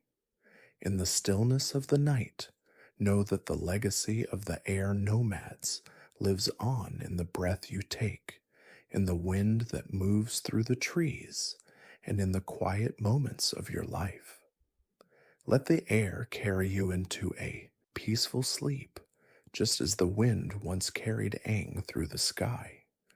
Far to the north and south, where the frozen oceans meet the ice-capped mountains, and the winds sweep across the land like the call of ancient spirits, there exists the heritage of the water tribes. The water tribes are a people bound to the elements of the sea, the river, and the sky, linked to the ebb and flow of life itself. The world that Aang had once known, a world of unity and balance, now seemed a distant dream, but it was here, in the vast expanse of water, that Aang would begin to understand not just the role of the Avatar, but the role of the water tribes in restoring that balance. The water tribes, though divided by vast distances and differing cultures, shared a bond that ran as deep as the ocean itself. The northernmost water tribe, with its towering ice palaces and serene landscapes, was home to a people whose connection to the water was both spiritual and practical. The southern water tribe, in contrast, had lived a simpler existence, one of survival, of community, and of reliance on the oceans that sustained them. But both tribes, despite their differences, shared the same profound respect for water, the lifeblood of the world, the element that flowed through their veins and carried their legacy.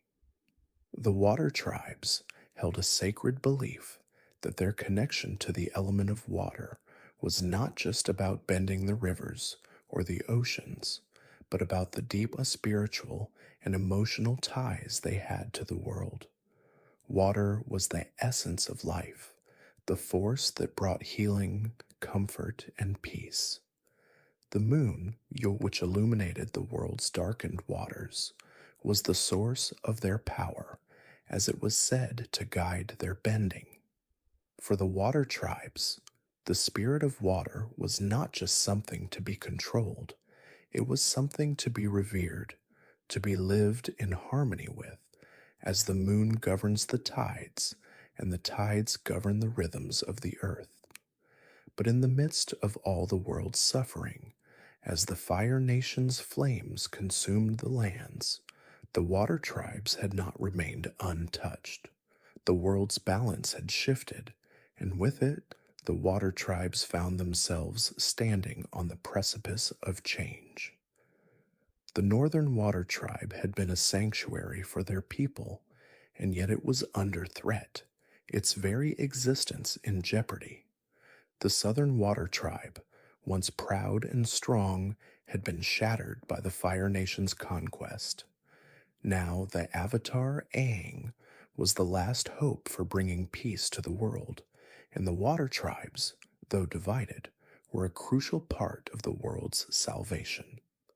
Aang's journey took him first to the Southern Water Tribe, where the last remaining members of the tribe lived in seclusion, hoping to survive in the harsh, unforgiving environment. It was here that he met Katara, a young waterbender whose power had not yet fully awakened, and Sokka, her brother, who, though not a bender, carried the courage of a warrior in his heart. These two, along with Aang, would embark on a journey that would not only shape the future of the water tribes, but of the world itself. For Aang, the water tribes represented more than just an opportunity to learn bending. They were a reminder of the unity and strength that could be found in connection, in understanding the ebb and flow of life. The water tribes, like the other nations, had been scattered and divided by the Fire Nation's aggressive expansion, but Aang knew that they, too, were integral to restoring the balance. As he learned from the water tribes, Aang began to understand that his role as the Avatar was not about controlling the elements, but about understanding them, feeling their rhythm, and letting them guide him to the right path. The water tribes were also home to the art of healing, an art that used water not just for bending, but for mending. Waterbenders, with their deep connection to the flowing tides, had learned to heal with the power of water, soothing wounds, curing illness, and restoring balance to the body. For Aang, learning from the water tribes was not just about mastering an element, but about understanding the interconnectedness of all things. The water that healed was the same water that flowed through the rivers, the same water that nourished the land, and the same water that brought life to the people of the world. Just as water could restore the body, it could restore the soul. As Aang journeyed further into the world of the water tribes, he encountered the Northern Water Tribe, where the last great city of the water tribes stood. Here, Aang met Master Paku, an elder and a powerful waterbender who would help guide him on his journey to master the art of waterbending. Master Paku's teachings were harsh at first, for he believed that Aang, though the Avatar, was still a child in his understanding of the elements. But as Aang began to embrace the wisdom of the water tribes, he realized that the greatest lesson the water tribes could teach him was not how to bend the water, but how to bend himself, how to be fluid, to adapt, to flow with the world rather than fight against it. The water tribes also embodied the idea of healing, not just the body, but the world itself. For the world was broken, the balance shattered, and the peace that had once existed was now a distant memory. The water tribes knew that restoring balance was not just about defeating the Fire Nation or mastering the elements. It was about healing the wounds that had been inflicted upon the world. Aang's journey with the water tribes was not just about learning the art of bending water. It was about learning the art of restoration, of finding peace in the face of destruction, of healing the world one step at a time. As Aang stood beside the vast ocean, Feeling the coolness of the water on his skin and the breeze on his face, he understood the true power of the water tribes. It was not their bending, nor their strength that made them powerful. It was their connection to the world, their ability to heal, to restore, and to bring balance. In the same way, Ong realized that his role as the Avatar was not just about being a master of the elements. It was about restoring the balance that had been lost, about healing the world that had been torn apart. As you rest now, let the water's gentle flow guide you into a place of calm.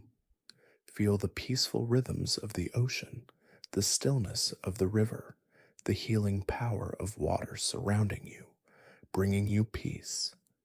Let the water carry you toward a place of rest, where the world's struggles fade away and the flow of life becomes as peaceful as the gentle tide.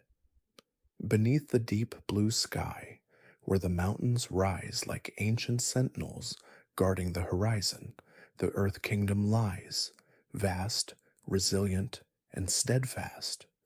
It is a land defined by its connection to the earth, to the strength of its soil, and to the deep, enduring spirit of its people. The Earth Kingdom, with its cities carved from stone and its fields stretching far beyond the eye can see, is a reflection of the people who call it home, strong, grounded, and unyielding. But beneath this strength lies a history of struggle, a world torn apart by the ravages of war and the weight of 1,000 years of strife. For Aang, the Earth Kingdom was a place of both hope and despair. It was here, in the heart of the kingdom, that he would learn not just about the people he was destined to protect, but about the very nature of balance itself. The Earth Kingdom, with all its vastness, was a land that had long stood firm in the face of adversity. It had endured wars, invasions, and the shifting of time, yet the spirit of the people remained unbroken. Their connection to the earth was their strength, and their determination to survive, to endure, and to rebuild was what had kept them going for generations. But even the mightiest of kingdoms can be brought to its knees. The Earth Kingdom, once proud and unyielding, had been torn apart by the Fire Nation's relentless advance. The war had left deep scars upon the land, and the once thriving cities of the Earth Kingdom had been reduced to rubble. The Earthbenders, once able to move mountains with a single gesture, found their lands ravaged, their homes destroyed, and their people scattered. Yet in the midst of all this destruction, the spirit of the Earth Kingdom remained alive. For even as the Fire Nation's flames consumed their land, the people of the Earth Kingdom clung to the hope that one day balance would be restored. For Aang, the Earth Kingdom represented both a challenge and a lesson. The people of the Earth Kingdom were unlike any he had encountered before. Their resilience, their determination to fight back against the forces that sought to destroy them, was unlike anything he had seen. The Earth Kingdom was a place of strength, but it was also a place of struggle. The Earth Kingdom's people were grounded in the earth beneath them, their connection to the land running as deep as the roots of the trees. But their strength was not enough to hold back the storm that had swept across the world. Aang's journey through the Earth Kingdom would not be one of simply learning the ways of earthbending. It was a journey of understanding the spirit of the Earth Kingdom itself, the strength of its people, their ability to rise from the ashes, to rebuild from the ruins, and to stand firm in the face of adversity. In the Earth Kingdom, Aang learned that true strength lies not in power or force, but in the ability to endure, to stand firm, and to find hope, even in the darkest of times. As Aang traveled through the Earth Kingdom, he encountered the people who had not given up, who still held on to the belief that peace and balance could be restored. He met rebels, outcasts, and survivors, each one fighting not just for survival, but for the hope of a better world. The Earth Kingdom's cities, once grand and prosperous, had been reduced to shadows of their former selves, yet the spirit of the people remained unbroken. They had not lost their will to fight, nor had they lost their hope that the Avatar would one day return to restore balance to the world. The Earth Kingdom's struggle was not just one of physical survival, it was a struggle for their identity, for the very essence of who they were. The Earth Kingdom had long prided itself on its strength, its endurance, and its connection to the earth. But in the face of the Fire Nation's overwhelming power, the Earth Kingdom had been forced to question its own identity. Were they still the proud, unyielding people they had once been, or had the war changed them forever? And more importantly, how could they find hope in the face of such overwhelming darkness? For Aang, this was a question that he too had to answer. The balance of the world had been broken, and the war had torn the Earth Kingdom apart. But the people of the Earth Kingdom had not given up. They had endured, they had fought, and they had survived. In their resilience, Aang saw a reflection of the very spirit of balance that the Avatar was meant to restore. Balance was not about the absence of struggle or hardship. It was about finding strength in the face of adversity, about standing firm and remaining true to oneself, even in the most difficult of times. Aang's journey through the Earth Kingdom was a journey of discovery, not just about the power of earthbending, but about the power of the human spirit. The Earth Kingdom's people had lost much, but they had not lost everything. They had not lost their ability to hope, to fight for what was right, and to rebuild the world that had been shattered. And in this, Aang found his own strength, his own hope. As Aang sat by the fires of the Earth Kingdom's people, surrounded by those who had lost so much, he understood that the true power of the Earth Kingdom lay not in its ability to move mountains, but in its ability to rise again, no matter how many times it had fallen. The Earth Kingdom's struggles were not a sign of weakness. They were a testament to the strength of its people, to their unwavering belief that no matter how dark the world became, there was always hope, always the possibility of renewal. As you rest now, feel the grounding energy of the earth beneath you. Let it support you, steady you, and remind you that even in the face of life's challenges, there is strength to be found. Like the Earth Kingdom, you too have the power to endure, to rise again, and to find hope in the darkest of times. Let the earth's calmness guide you into a peaceful sleep, where you will find rest, knowing that just as the earth renews itself, so too will you find renewal in the quiet of the night. At the heart of the world, where the sun burns bright and the air shimmers with heat, the Fire Nation stands tall, a land of power, ambition, and relentless desire to shape the world in its own image. The Fire Nation is a kingdom defined by its mastery over flame, its fierce warriors, and its undying belief in the supremacy of fire. But beneath this strength, beneath the fury of its flames, lies a kingdom divided, a kingdom torn by internal conflict, ambition, and the shadow of a destructive war. The Fire Nation, once a land of harmony with fire and its many uses, had turned its focus to conquest, to expansion, to the burning desire to rule the world. For centuries, its people had believed that fire was the ultimate force, something to be harnessed, controlled, and wielded for the glory of their nation. But as the flames grew brighter and hotter, as the Fire Nation's reach extended farther and farther, the fire that once symbolized life and energy became a force of destruction. Fire, like the sun, could give life, but it could also take it away in an instant. And for the Fire Nation, this power, once a symbol of strength, became a tool of war. For Aang, the Fire Nation's might was both a challenge and a warning.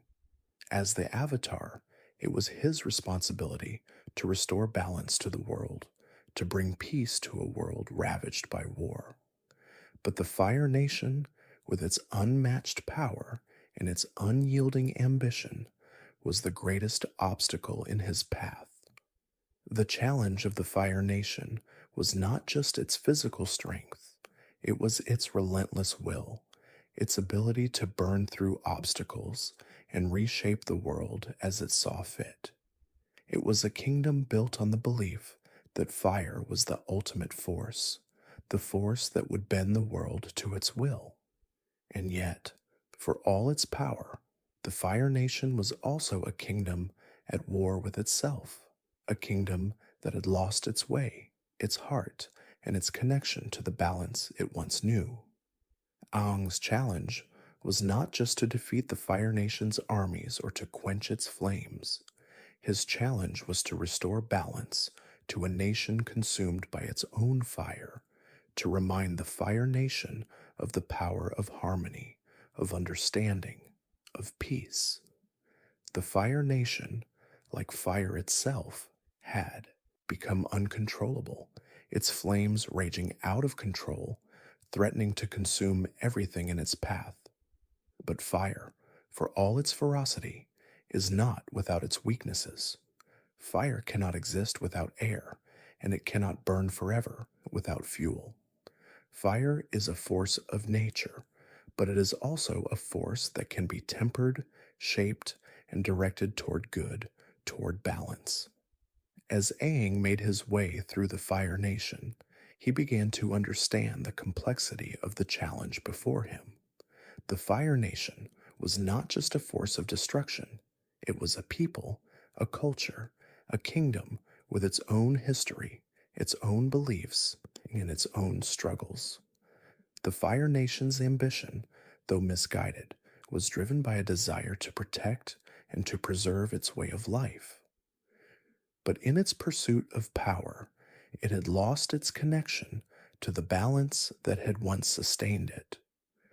The Fire Nation's people had been taught to believe that fire was the ultimate power, but Aang knew that true power did not lie in domination. It lay in harmony. In the heart of the Fire Nation, Aang encountered those who had been caught in the kingdom's flames, people who had been consumed by ambition, by the desire for power, and by the belief that their nation's fire was the only path to the future.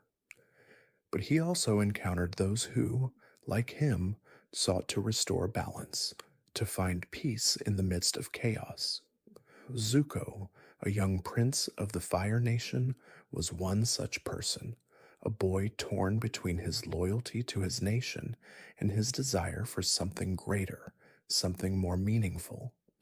Zuko's struggle mirrored the very conflict of the Fire Nation itself, a kingdom torn between its past and its future, between its power and its heart. The Fire Nation's might was both a strength and a weakness. Its people were strong, its firebenders unmatched, its soldiers fierce and determined. But the same fire that gave them strength also blinded them to the world around them. Fire is a force that does not stop to question its path. It simply burns, consumes, and moves forward. But for Aang, the lesson was clear. Fire could not be allowed to burn unchecked. It had to be tempered with the other elements: water, earth, and air to restore balance, to prevent it from destroying the world. The challenge before Aang was not to extinguish the flames of the Fire Nation, but to teach its people the true meaning of fire. Fire, when harnessed with wisdom and care, could bring warmth, light, and life. It could forge new paths, it could create, and it could inspire. But fire, unchecked, could also burn everything in its path, leaving only ashes behind. Aang's task was not to destroy the Fire Nation, it was to help them rediscover the balance they had lost, to show them that fire was not the only force that mattered, that there was more to life than the pursuit of power. As Aang meditated on this lesson, he felt the weight of his responsibility.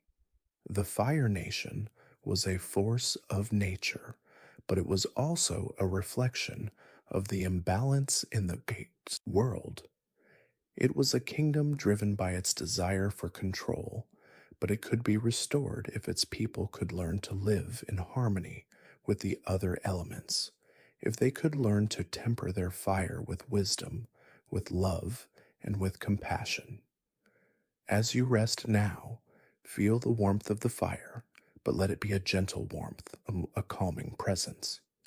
Fire, like the sun, can bring life and light, but it can also be a reminder of the power of balance. Let the fire within you burn with purpose, with peace, and with love, guiding you toward a peaceful rest. Just as the Avatar restores balance to the world, so too can you find balance within yourself as you rest in the stillness of the night. In the darkest moments, when the world feels as though it is teetering on the edge of oblivion, a flicker of hope can appear, so subtle yet profound, it can change the course of history. The return of the Avatar, the one who could bend all four elements, was not just the return of power, it was the return of balance. For 100 years, the world had been lost, its balance shattered, its people scattered in fear and despair. But now, the Avatar had returned, not as a child, but as a force of nature, a reminder of the harmony that had once existed and could one day exist again. Aang had spent years running from his destiny, unsure of how to bear the weight of the world on his young shoulders. But with each step he grew stronger, not just in his bending abilities, but in his understanding of the world. He had seen the destruction caused by the Fire Nation's ambition, the suffering of the water tribes, the earth torn asunder, and the loss of the air nomads. He had felt the grief of his people, the weight of his absence from the world, and the responsibility that now rested upon him.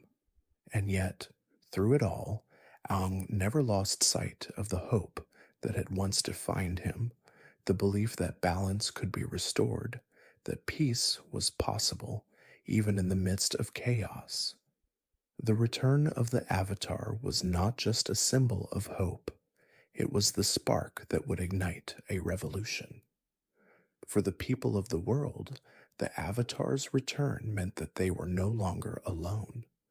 The world had been waiting for the one who could bring harmony, who could stand against the Fire Nation's flames and restore peace. And Aang, though unsure of how to carry the weight of the world, knew that he was the one who had to try. As Aang began his journey to master the remaining elements, he found that the world, though broken, was not beyond repair. The people of the Earth Kingdom, though scarred by war, still carried the strength of their land in their hearts. The water tribes, though separated, still carried the spirit of the ocean and the moon within them. The Fire Nation, though consumed by ambition, still had within it the potential for renewal. And the air nomads, though lost, had left behind a legacy of wisdom and peace that could never be erased. Each step Aang took was a step toward restoring that balance. The Avatar was not just a figure of power, he was the living embodiment of the world's harmony, a connection between the elements and the people who inhabited them. Aang understood that his role was not to conquer or destroy, but to guide, to heal, and to restore. He was the bridge between the nations, the one who could unite the elements and remind the world that true strength came not from domination, but from unity. As Aang traveled through the lands, he encountered people who had lost hope, people who had seen too much suffering to believe that peace was still possible. The Fire Nation's flames had burned through their homes, their lives, their cultures, and their hearts. But even in the face of such destruction, Aang found that hope still lingered. He found it in the eyes of the children, in the stories of the elders, in the quiet resilience of those who had not yet given up. The Avatar's return was a reminder that the world was not beyond saving, that balance could be restored, and that peace could be achieved. Aang's journey was not an easy one, for the forces that stood against him were formidable. The Fire Nation, led by its ambitious rulers, had already ravaged the world, and its desire for domination had not diminished. But Aang knew that the key to defeating the Fire Nation was not through force, but through understanding.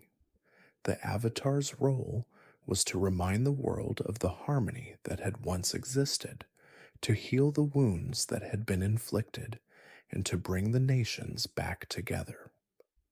Through his journey, Aang discovered that the true power of the Avatar lay not in his bending abilities, but in his ability to inspire others, to show them that peace was possible, and to guide them toward that vision. As Aang moved closer to the final confrontation, he began to realize that the most difficult battle he would face was not against the Fire Nation, it was against the darkness within himself. The Avatar's journey was not just about saving the world, it was about understanding himself, about embracing his role as the Avatar, and about learning to live in balance with the elements. Aang's true strength came not from his mastery over fire, earth, water, or air, but from his ability to remain true to his heart, to stay connected to the light of hope that had always defined him. In the quiet moments, as Aang sat beneath the stars, feeling the winds brush against his face and the earth beneath him steadying his spirit, he understood the true meaning of his journey. He was not just the last hope for the world, he was the embodiment of the world's potential for renewal, for growth, and for peace. The elements were not forces to be controlled, they were forces to be understood, to be lived with, and to be respected. And through Aang's understanding, balance would be restored. As you rest now, let the quiet hope of Aang's journey carry you into sleep. Feel the steady rhythm of the world, the peace of the wind, the calm of the water, the strength of the earth, and the warmth of the fire, all in perfect harmony. Know that just as the Avatar brings balance to the world, so too can you find balance within yourself. Let the world's hope guide you into a peaceful slumber where balance is restored and peace is found in the quiet stillness of the night. As the final chapter of Aang's journey unfolded, the world seemed to hold its breath, caught between the fiery ambition of the Fire Nation and the quiet hope that burned deep within the heart of the Avatar.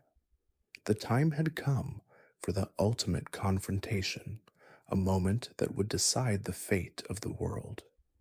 The Fire Nation, once a kingdom that had thrived on the power of its flames was now a kingdom on the brink of collapse, its empire built on ambition and violence, its flames burning fiercely in every corner of the earth. But even as the world stood on the precipice of destruction, Aang's journey had brought him to a deeper understanding of his role as the Avatar. He had learned that true power was not found in domination or destruction, but in balance and unity. He had learned that peace was not something to be fought for, but something to be nurtured, a quiet, steady force that could heal even the deepest of wounds. As Aang stood before the Fire Nation's capital, surrounded by the roaring inferno of the final battle, he knew that this moment was not just about defeating an enemy, it was about restoring balance to the world, about healing the rift that had torn it apart. The Fire Nation's flames had burned for too long, and now it was time for the Avatar to face the source of that fire, to confront the ambition that had driven the world to the brink of collapse. The final confrontation was not just a physical battle, it was a battle for the soul of the world, a battle for the very essence of what it meant to be alive, to be human, and to live in harmony with the earth, the water, the fire, and the air. The Fire Nation's flames had consumed so much, but they could not destroy what had always remained beneath the surface: the power of balance, the quiet hope that had guided Aang on his journey, the love that had bound the nations together even in the darkest of times. As Aang faced the ruler of the Fire Nation, the source of the flames that had scarred the world, he knew that his task was not to destroy the Fire Nation or to vanquish the ruler, but to restore balance to the world. The Fire Nation had lost its way, its power had consumed it, and it was up to Aang to remind the world that fire, like all things, was meant to exist in balance, in harmony with the other elements. But the final confrontation was not just about restoring balance, it was about the ultimate sacrifice. The Avatar, as the bridge between the elements and the nations, carried the weight of the world on his shoulders.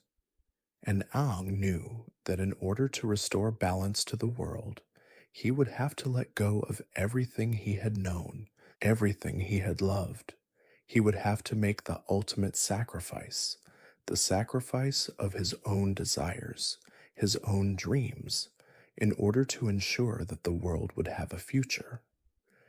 In the midst of the battle, as the fire raged around him, Aang remembered the teachings of the air nomads, the wisdom of the water tribes, the strength of the earth kingdom, and the hope of the Fire Nation itself.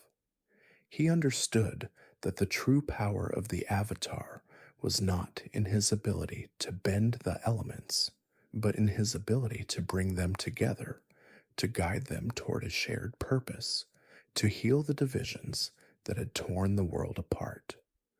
And so, in the final moment, Aang made his choice. With all the power of the Avatar flowing through him, he reached out to the flames, the earth, the water, and the air, bringing them together in a way that had never been done before. He bent not just the elements, but the very fabric of the world itself, restoring balance in a single quiet moment. The fire that had once threatened to consume everything was now tempered, no longer a force of destruction, but a source of warmth and life. The world trembled, the very earth shifting beneath Aang's feet, but in that moment there was peace. The flames calmed, the winds settled, the water flowed gently once more, and the earth once again held the world steady. Aang, though drained from the power of his sacrifice, felt a deep peace settle over him. The battle had been won, not through force or destruction, but through understanding, through the quiet strength of balance. But in his heart, Aang knew that his journey was far from over. The restoration of balance was just the beginning, for the world would continue to change, to grow, and to evolve. There would be new challenges, new struggles, but Aang understood that as long as the elements remained in harmony, there would always be hope, always be the possibility of peace. As Aang looked out over the world he had saved, he felt the wind on his face, the warmth of the sun on his skin, and the stillness of the earth beneath him. The world was not perfect, but it was alive, and it was at peace. And that, in the end, was enough. As you rest now, let the peace of Aang's sacrifice guide you into sleep. Feel the warmth of the sun, the coolness of the wind, the stillness of the earth, and the flow of the water, all in perfect harmony. Let this balance settle within you, and know that just as Aang brought peace to the world, you too can find peace within yourself. Allow yourself to rest, knowing that balance has been restored and that the world is a place of hope, even in the darkest of times. As the world slowly healed from the scars of war, a quiet sense of peace settled over the lands. The winds, once fierce and full of destruction, now carried with them the hope of a brighter future. The oceans, which had been marred by the flames of the Fire Nation, now flowed gently, restoring life to the waters that had once been poisoned by conflict. The earth, which had trembled under the weight of battle, now stood firm, offering its strength to those who sought to rebuild. The sky, once darkened by the smoke of war, now cleared, allowing the sun to shine brightly once again. Aang stood at the heart of this new world, the weight of his journey heavy on his shoulders, but the peace of his sacrifice deep in his heart. The Avatar's role had never been one of domination or force. It had been one of balance, of understanding, and of bringing together the forces of the world that had been torn apart. Aang had restored harmony, not just between the elements, but between the people who inhabited the world, and in doing so, he had created a legacy that would endure long after his time. For the first time in a long while, the world was at peace. The Fire Nation, which had once sought to dominate the world, had been humbled, its flames tempered by Aang's wisdom and strength. The Earth Kingdom, though scarred by war, was slowly rebuilding, its people finding new hope in the possibility of a future that was no longer defined by the past.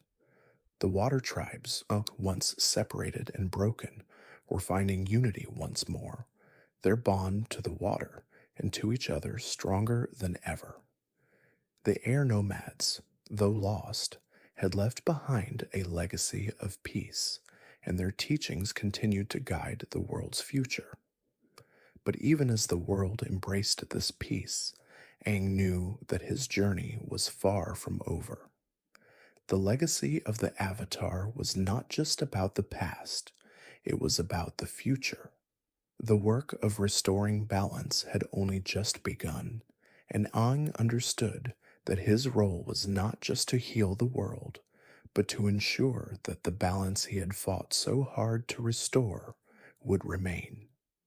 The future of the four nations rested not just on the shoulders of the Avatar, but on the hearts of the people who inhabited the world. As Aang looked out over the landscape, he saw the potential for a new beginning. The people of the world had learned the lessons of the past, that power could not be wielded without responsibility, that peace could not be built on destruction, and that harmony could only be achieved through understanding. And yet, the future was uncertain, for the world was always changing, always evolving. Aang knew that the balance he had restored would not last forever. It was a delicate equilibrium, one that required constant care and attention. And so, Aang took it upon himself to guide the future of the four nations. As the Avatar, he was not just a symbol of peace, he was a living reminder of the harmony that could be achieved when the world was in balance. He worked with the leaders of the nations, with the wise elders and the young, teaching them the importance of unity, of working together to preserve the peace that had been hard won. Iang knew that the world would continue to face challenges, that new conflicts would arise, but he also knew that the spirit of balance, the lessons of the past, would guide the people of the four nations toward a brighter future. The Earth Kingdom, once divided and torn by war, began to rebuild its cities, its people coming together to restore what had been lost. The water tribes, once scattered, were now united, their bond to the ocean and to the moon stronger than ever. The Fire Nation, though humbled, began to learn the true power of peace, of living in harmony with the world's elements, and of respecting the balance that Aang had restored.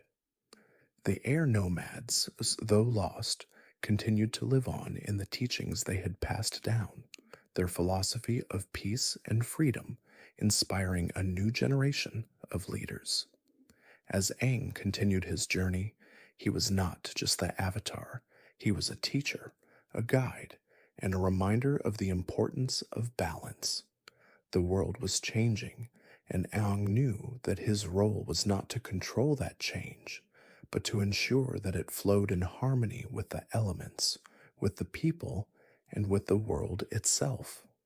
The Avatar's legacy was not one of domination, but of wisdom, of understanding, and of peace. Aang's legacy was also carried by the people he had met along his journey. Katara, the waterbender who had stood by his side through every trial, now took on a leadership role within the water tribes, her strength and compassion guiding the people toward a future of unity and cooperation. Zuko, the once proud prince of the Fire Nation, had found his place in the world, working to heal the wounds his nation had caused and to lead his people with a new sense of responsibility.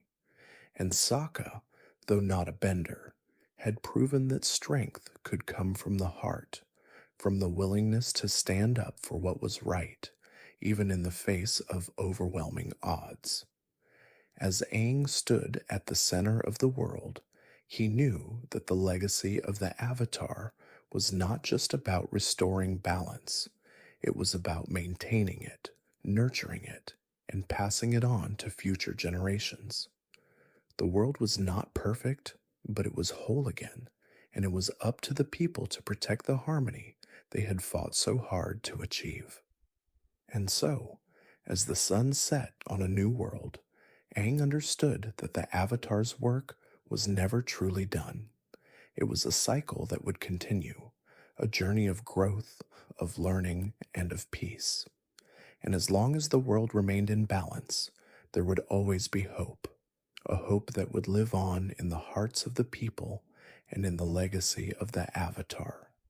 As you rest now, feel the peace that Aang has brought to the world, the harmony of the elements, the warmth of the sun, the coolness of the wind, the strength of the earth, and the gentle flow of water. Let this balance guide you into a peaceful sleep, knowing that the legacy of the Avatar continues, and that balance will always return, no matter how dark the world may seem. Thank you for drifting with me tonight through the stories of Aang, the Avatar, and the journey of balance he carried through the world. As you rest now, let the peace of the four nations surround you, the warmth of fire, the calm of water, the grounding of earth, and the freedom of air. May the lessons of harmony, hope, and unity guide you into a restful, peaceful sleep. Feel the quiet embrace of the world, knowing that balance is not just a force in nature, but in your own heart. May your dreams be filled with lightness and tranquility. Good night.